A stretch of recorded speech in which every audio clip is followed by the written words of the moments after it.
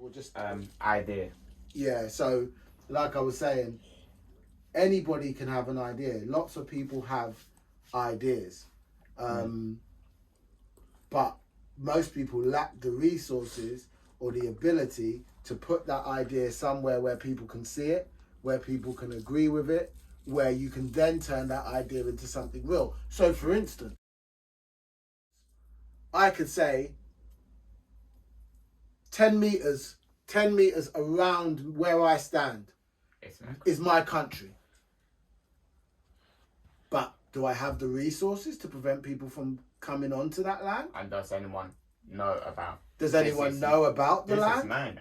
You can't just come here. So therefore, my imagined thought is not real. Yeah, only if people are with it as well. So I need things to go along with my idea to make people buy into it. I need things that you're gonna mess with our sound if noises keep coming from the background.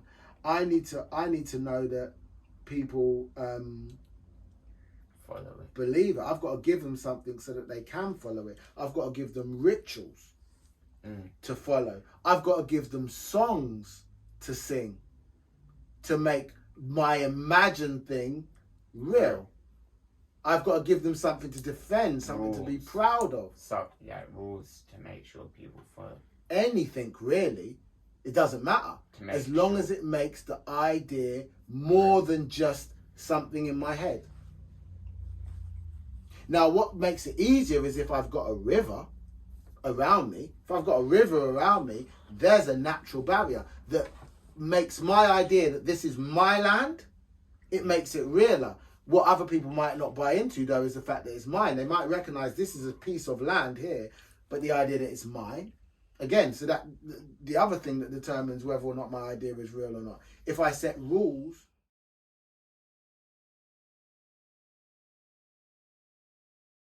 that are easy to follow. So, for instance, if I set rules that are the same rules, this goes back to what we were talking about with the religion and other ideas. If I set rules which are aligned with the rules that people have followed for years. So, I don't know, I think there's a movie like Lion King or something like that, where all the animals come to the river and they all drink from there, right? I think so.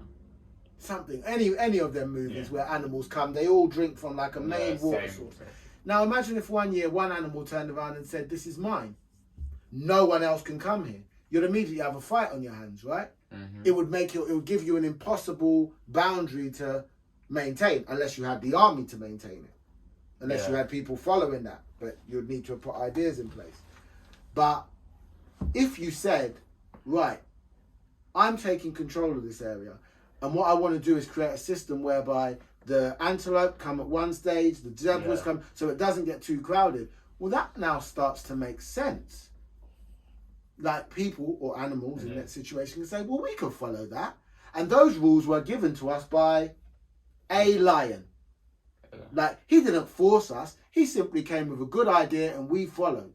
But then don't you get some more conflict because people who are at the end of the line, so let's say in your thing, and the Lion King, the hyenas, let's say they wanted to drink from the river, but they was at the end of the line, would that cause some more conflict because they want to be more close to the front because then they ain't getting the good water. Well, that's perfect, because with any idea or any system comes people who will be disenfranchised from that idea or disenfranchised from that system.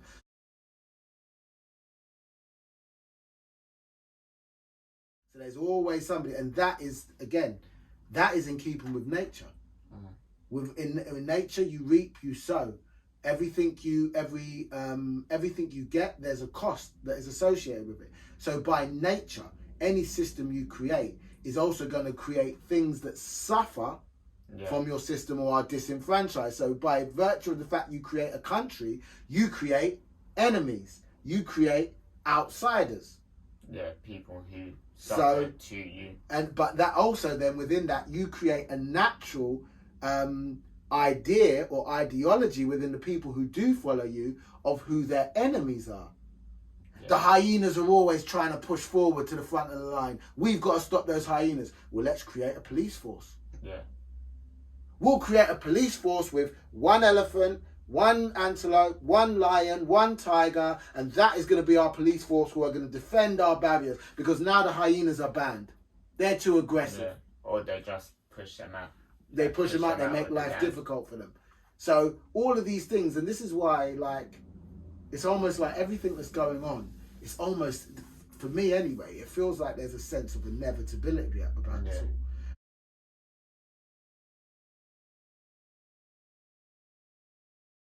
Because you create a system with enough rules, enough governance, enough people who have something to lose, then you're going to create a system eventually that is going to end up eating itself. Because again, if we go back to the idea of the animals at the savannah, when those hyenas are pushed out, or even successfully pushed out, let's say they're gone forever, let's say you eradicate them, someone still has to be at the end of the queue, right? And they become the new hyenas. And it just becomes a cycle until there's no more people there, and there's only one set of people, which and even then, no, because even then, somebody still has to go last. Somebody still will feel disenfranchised until everything's out. Until everything's out. Until it eats, until the whole people or whatever eat themselves or destroy themselves through war. And the only people who really benefit from it, who are the people that place those rules, put in there. The only people who benefits from it, I would say, are the people whose idea it was. The idea of regulation. So the people or the person or whoever who has decided that they are going to move things out of the rhythm of nature, and they're going to create a man-made system. Yeah. They're the people who are going to ultimately be left at the end. If you get what I mean. Yeah. Like, if it's like what I always say with the money system. The thing that's always struck me since I was a kid about the money system is I was like, okay, I'm broke, right? But where does the money that I just gave go? Well, they tell you it goes round in a circle, the economy. But to me, what the COVID times have shown is all of that finance and all that money goes back to a central point. Who do we believe is at that central point? Probably the people who understand, either who did create money and the systems that we now are in, or the people who have usurped that system, taken that system over. They're the ones ultimately who all of this flows to. Yeah. The taxes, all of it. The money that countries, so-called countries, fictitious creations, which are countries, flows back to. So where do all those countries give? They give their money to the IMF.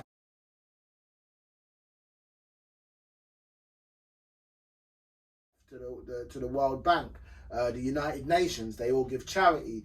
And if you follow that trail of money, you go back to where all of this, you know, whoever's responsible for us being basically slaves to money. Whoever benefits from money, or whoever always wins when it comes to money, has to be the slave master here. If money is keeping people enslaved, or if money is the tool of slavery, which I believe it is. Money is a facilitator of this modern day slave trade. Well, not necessarily money, but fiat currency.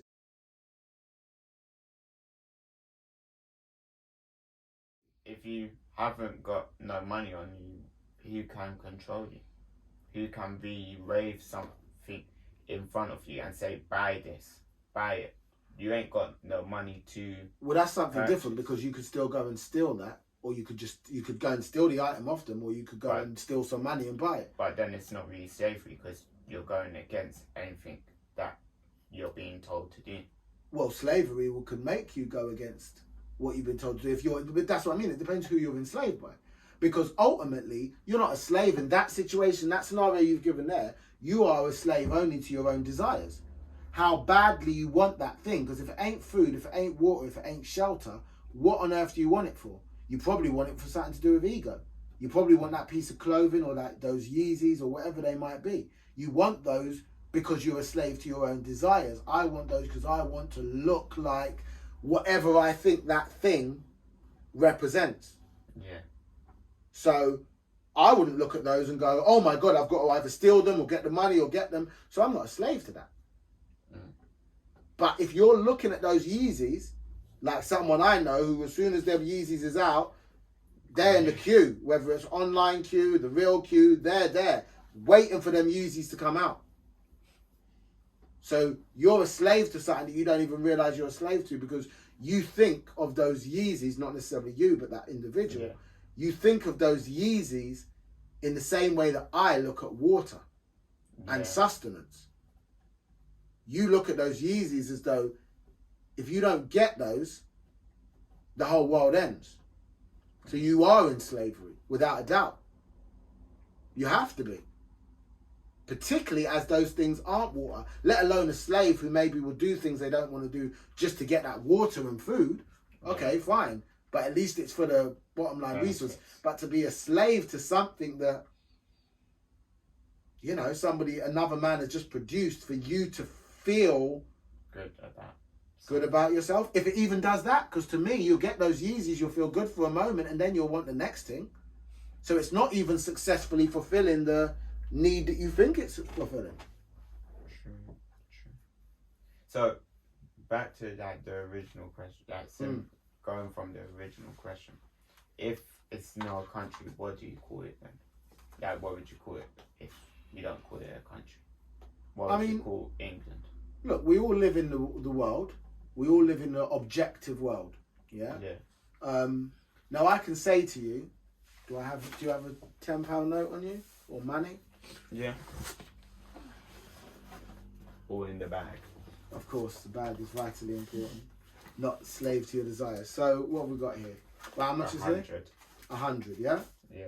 Now, I could sit here and say to you that this is worthless. These notes, this paper, potentially, this rubber band has more value than this money. The money which even says on it, I promise to pay the bearer on demand the sum of £20. This is a promise to pay. This is an IOU note.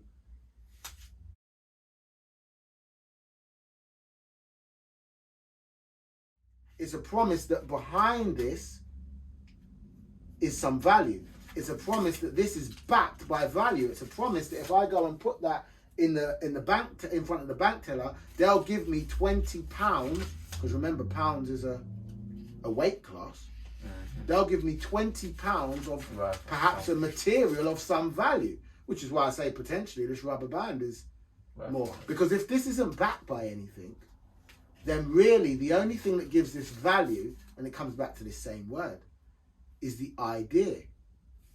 I believe when I hand this money over that somebody will give me something of value. They believe that on taking this money, they can go and use this somewhere else and get value from it. And so on and so on. So at the moment, you're in a system that is operating on belief. So I could sit here and tell you this doesn't have any value, and it doesn't have any value, really. But it does have value, because you can go somewhere and buy the things you need. Because the idea that's £20.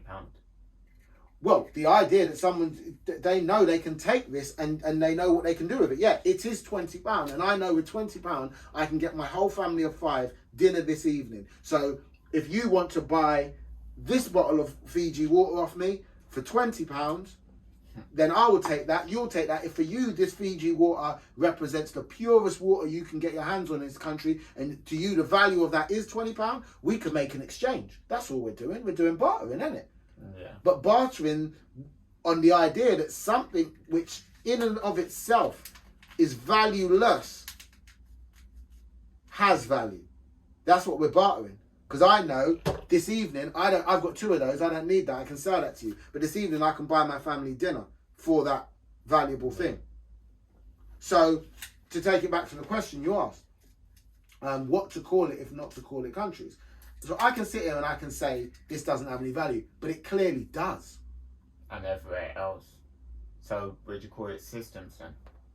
System. I wouldn't necessarily call it a system. What I'd say is, maybe the question you're asking me is wrong, because I guess I'm not saying I wouldn't call it a country. You've heard me call this country England. I just spoke about Italy. I spoke about Russia. So I know what countries are. Yeah. The idea has taken root in my head, as in the rest of the world, because I know if I'm going to here, take your money before I steal it.